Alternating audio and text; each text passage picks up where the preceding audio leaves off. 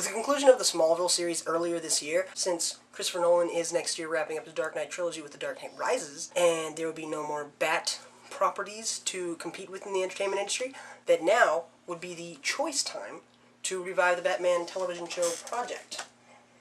Yeah.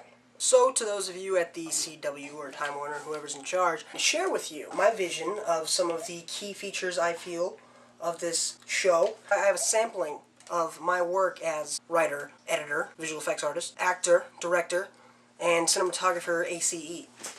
Costuming is an often underrated aspect of production, but it's still very important, as it is how your audience will remember your character and how they'll be recognized in your television promos. So for Bruce Wayne, in all caps, we felt it was very important to establish a good look for the show that was modern and edgy and catchy. So we tried a few different ones before settling on what we liked. The hero's attire is a symbol of their identity and everything they believe and represent, so it needs to be iconic. Nope. I also feel it's very important that his look pay homage to the source material without being heavy-handed, i.e. Clark's simple red jacket in Smallville to the cape in the comics.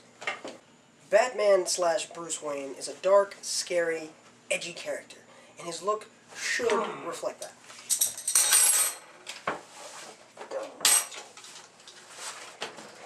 But above all, Batman is sensible.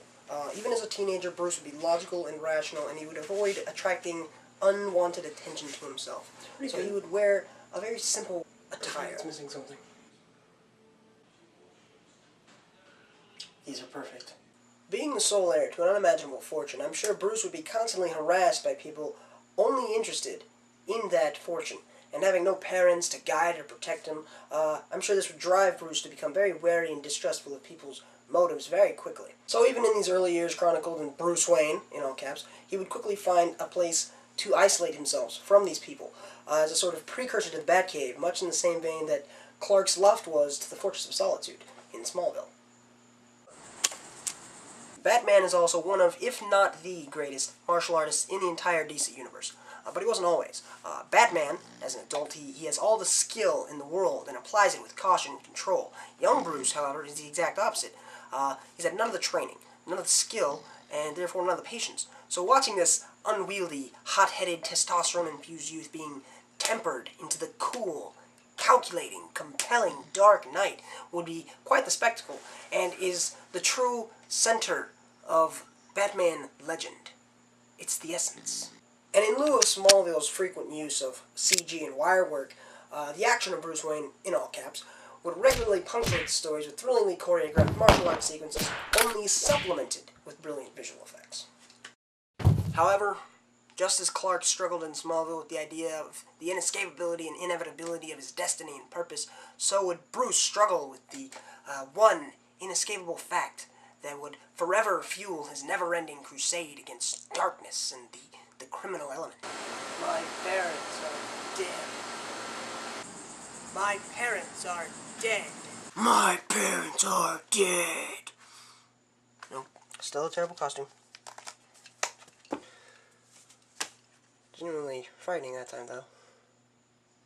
So yeah, that's my vision. It's a pretty great vision. Just call me, CW, whenever you want me to start filming or shooting or writing or acting or whatever.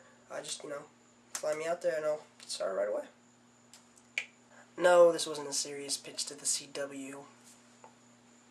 But for those of you that didn't already know, this was a real idea that did languish in development hell for some time before eventually splitting off, being unraveled and re-rolled into what became Smallville, and has a somewhat interesting story, I think.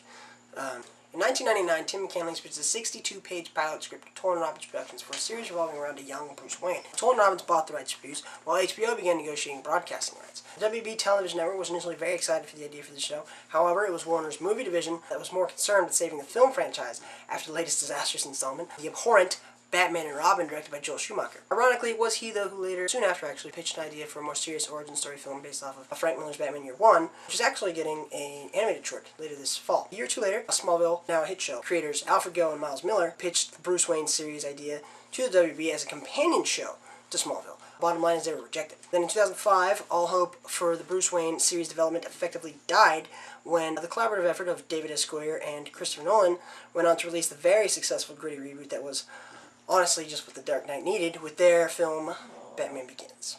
And so, to avoid competition with the film franchise, and the fact that the suits at Time Warner felt that Bruce's origins were sufficiently explained in Batman Begins, the series was never produced. But now that Nolan is concluding his run with the Dark Knight and Smallville is no longer in the air, has the possibility been renewed? Maybe. I like to think so.